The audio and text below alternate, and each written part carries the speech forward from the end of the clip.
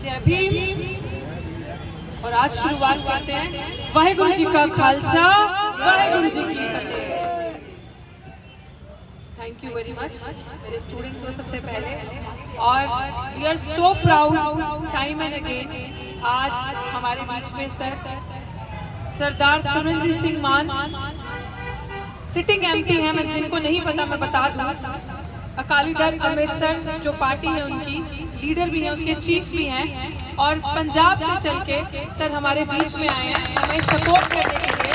और ये चीज प्रूव हुई है जो कांचीराम जी कहते थे बहुजन, कि हम सब बहुजन हैं, Bahujan Samaj, SC ST OBC minority. And I think sir you have proved it very rightly कि जब एक परिवार च किसी ਨੂੰ तकलीफ होती है ते दूजे भरा या भैन उन्हां दी खबर लैन जाते हैं, पूछन जाते हैं। या अगर कोई फैमिली में एक भाई या बहन वीक है, कोई कमजोर है, तो बड़ा भाई जो शक्त है, सक्षम है, वो उसकी देख रेख करने, देखभाल करने या पूछने जाता है। सब ठीक है। And I think you have proved that example today. Again मैं कहूँगी जो नहीं जानते सर के बारे में, हमारे बीच में मतलब आप तो खैर सब जानते हैं महमूद प्राचा जी हैं, तो जोरदार तालियों से स्वागत कीजिए एडवोकेट महमूद प्राचा जी जो नेशनल कन्वीनर है मिशन सेव कॉन्स्टिट्यूशन के। और बार बार मैं इसलिए बताना चाहती हूँ कि टुडे अगर आज मैं माइक होल्ड कर पा रही हूँ और मैं यहाँ खड़ी हूँ, अपने केस को इतनी मजबूती से लड़ रही हूँ, तो उसकी गाइडेंस, उसके पीछे जिस शख्सियत का हाथ है, जिन्होंने हमें हमारे अधिकार बताए, जिन्होंने बताया कि तुम लोगों के अधिकार क्या हैं, संविधान में क्या लिखे हैं, SC एक्ट के अंदर क्या लिखे हैं, क्यों लड़ना जरूरी है और क्यों जो लोग सत्ता में बैठे भूल चुके हैं संविधान को उसको बचाना क्यों जरूरी है। तो ये अगर हमने ये चीजें सीखी हैं तो एडवोकेट महमूद प्राचा जैसे सीखी है। बहुत शुक्रिया सर आपका। और मान साहब के बारे में मैं क्यों बताना चाह रही हूँ, एक दो लाइनें और बताऊंगी कि पंजाब में पता नहीं आप लोग कितना जानते हो, आप जानोगे एक बहुत बहुजन यूनिटी पे भी इन्होंने काम किया है। पान मेश्राम जी के साथ रहे हैं, कांचीराम जी के साथ किया है, अन्य पर्सनालिटीज ऐसी हैं इन्होंने काम किया। और जब भी कभी इस तरीके की आपदा आई, जो डिप्रेस्ड सेक्शन है, जैसे मैं सिख समाज से आती हूँ तो सिख में एक मिनोरिटी तो है ही, लेकिन मिनोरिटीज में भी जो लैंडलेस लोग हैं, जो डिप्राइव्ड हैं, जिनका ऑपरेशन हुआ है सदियों से, वो दलित कम्युनिटी आई रिप्रेजेंट देम। सो मैं आपको ये बताना चाह रही हूँ इस समय कि आज हमें अपने अधिकारों के लिए क्यों बोलना जरूरी है और क्यों खड़े होना जरूरी है। जो मेरे साथ हुआ सर आपको थोड़ा सा बता दूं, जब हम छोटे गांव से, छोटे तबकों से उठ के बड़े विश्वविद्यालय में पढ़ने आते हैं, सपना देखते हैं कि हम इस विश्वविद्यालय में जाएंगे, पढ़ेंगे, अच्छा बोलेंगे। मैं आपको सच्ची बात बताऊं तो हमें हिंदी भी बोलना नहीं आती, हमें स्पीड ब्रेकर वाली अंग्रेजी आती थी और बड़ी मुश्किल से जुगाड़ वाली हिंदी आती थी। हम पंजाबी बोलते थे अच्छे से, बड़े अच्छे तरीके से। पर यूनिवर्सिटीज का ये फायदा होता है कि मल्टीकल्चरल लोग हैं, आपके साथ आते हैं, बैठते हैं, पढ़ते हैं, तो आपको लैंग्वेज सीखने का, जिनके अंदर इंटरेस्ट होता है तो आप लैंग्वेज बोलते हैं। वैसे ही आपने हिंदी सीखी क्योंकि हमारे हिंदी में भी लोग हंसते थे, तो हमने ओवर द टाइम ये चीजें सीखी। और समाज की क्रूरताएं ऐसी हैं जो एक क्लास जो अपने आप को अपर कास्ट तबका मानता है, हम नहीं मानते, वो मानते हैं, जो अपने आप को उस सेक्शन में समझता है, जब उन लोगों को जो मनुवादी मानसिकता से ग्रस्त लोग हैं, जिन्होंने हमेशा ये कहा है ढोर गवार शूद्र पशु नारी यह ताड़न के अधिकारी, उनके सामने जब हम जिस तरह तरीके से डॉक्टर अम्बेडकर कहते थे कि शिक्षा वो शेरनी का दूध है जो पिएगा वो दहाड़ेगा, जब हम वो शिक्षा प्राप्त करते हैं, पढ़ते लिखते हैं, अच्छा बोलते हैं, अपने अधिकारों के बारे में जानते हैं, जब इस यूनिवर्सिटीज में आते हैं तो सर हम थ्रेट बन जाते हैं, हम इनकी नजरों में खलकने लगते हैं। इनसे बर्दाश्त नहीं होता कि हम अपने अधिकारों के बारे में कैसे बोल रहे हैं, हम संवैधानिक तरीके से अपने हक की मांग करके प्रोटेस्ट कैसे कर रहे हैं, हम अपने राइट्स के बारे में बाउच कर रहे हैं। और हम इनसे पूछ रहे हैं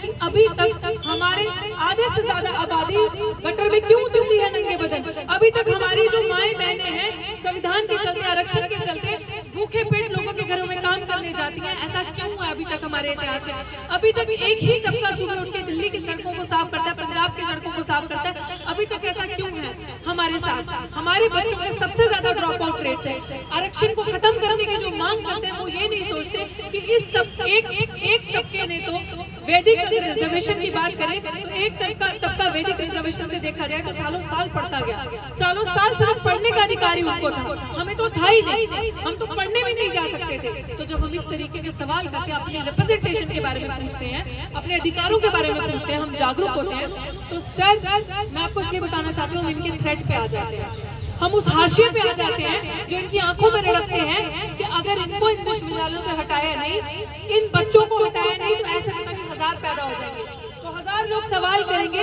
यही जो डॉक्टर रितु सिंह कर रही है, उस थ्रेड से अपने इंस्टीट्यूशन को, उस थ्रेड से जो ये इनकी एक स्ट्रैटेजी बनी हुई है कि चोर चोर मुसेरे भाई। मेरे साथ क्या हुआ कि एक लड़की जो छोटे शहर से, छोटे समाज से आती है, मिनॉरिटी है, उसमें भी दलित महिला है, और इसके मुंह में जुबान है, अपने अधिकारों के लिए बोल रही है, तो इसको पहले टपकाओ। मेरे साथ एक स्ट्रैटेजी साजिश हुई। इस मैडम सविता रॉय जो दौलत राम कॉलेज की प्रिंसिपल है, मुझे 2 महीने के अंदर इन्होंने प्रताड़ित करना शुरू कर दिया था। मैंने 1 ही साल पढ़ा, वो हर हथकंडा अपनाया मुझे अपमानित करने के लिए, मेरे बच्चों तो को ये बताने के लिए कि जिस टीचर की तो बहुत पॉपुलैरिटी है तुम्हारे बीच में, समझो वो नहीं है जो तुम समझ रहे हो, इस समाज से आते हो। लेकिन मैं हारी नहीं, मैं रुकी नहीं, मैंने अपने सब्जेक्ट को अच्छे से समझा था, अपनी जिम्मेदारी अच्छे से समझी थी कि मुझे डट कर चलना है, मुझे लड़ना है, मुझे डरना नहीं है, तो मैं डटी रही, मैं चली रही। यहाँ तक, इस लेवल तक वो लेडी आ जाती हैं, रजिस्ट्रार के साथ मिलके उन्होंने मेरे अगेंस्ट फोर्स डॉक्यूमेंट यूज किए कोर्ट के अंदर, ऐसे कमीशन के अंदर। इस हद तक ये लोग उतर जाते हैं, जब सीधी उंगली से घी नहीं निकलता तो टेढ़ी उंगली का इस्तेमाल करते हैं।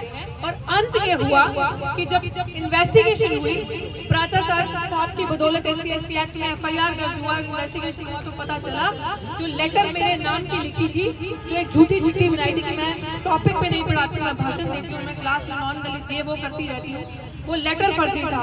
वो बच्चे जो 35 लगाए थे, क्योंकि कोर्ट ने जब सवाल किया, कमीशन ने जब सवाल किया कि एक एनोनिमस चिट्ठी भी आप निकाल दोगे, तो इस मैडम ने उस एक्शन को जस्टिफाई करने के लिए 35 बच्चों की फ्रॉड चिट्ठी बना के वो लगाई।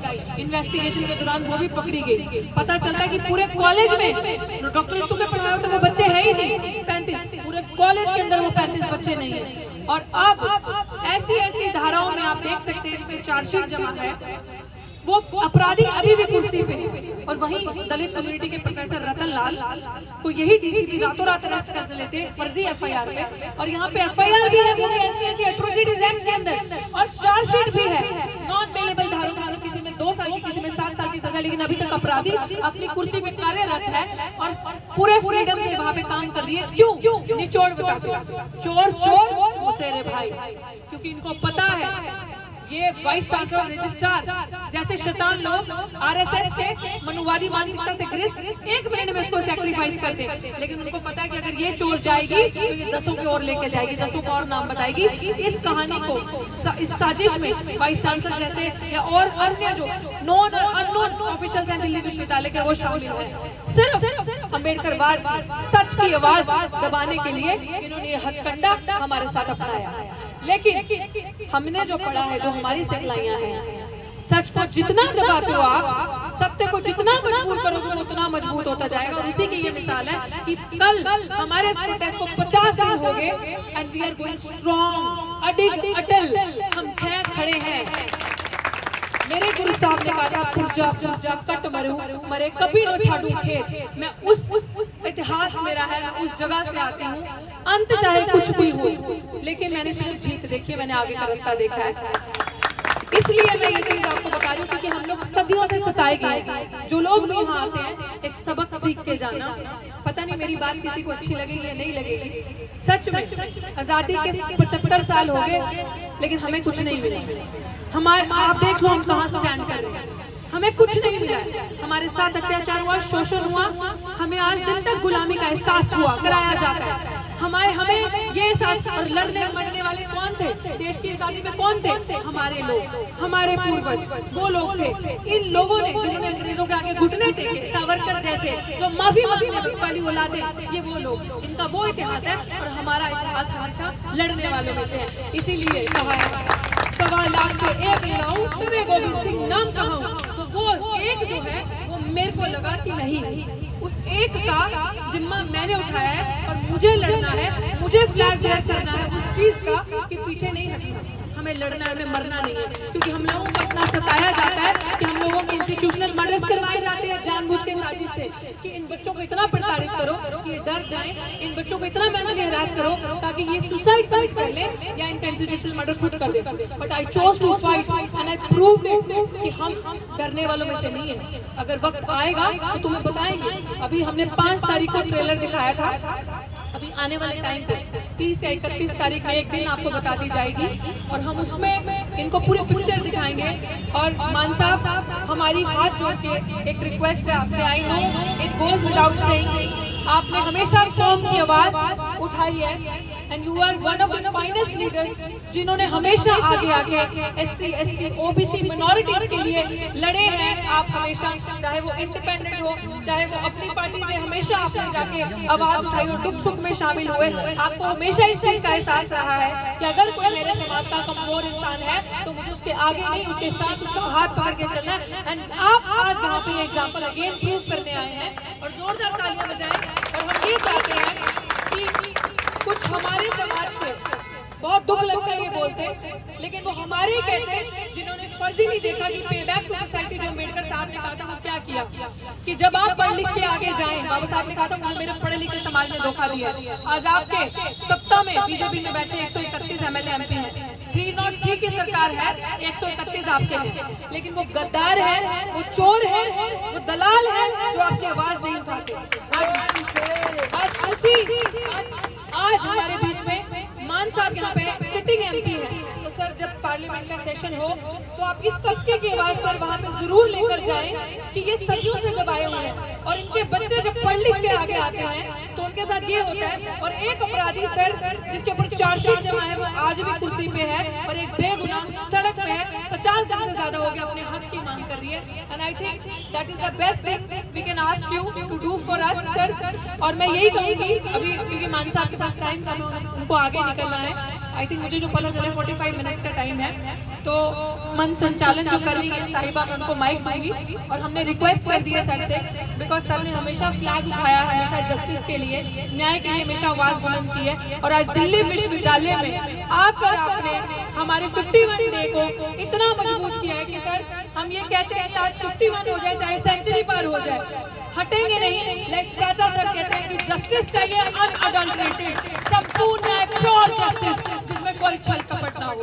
एंड जब तक वो प्योर अनअडल्टरेटेड जस्टिस नहीं मिलता, we will not move an inch, एक इंच भी हटेंगे नहीं, हटेंगे एक इंच, हटेंगे। संघर्ष करो,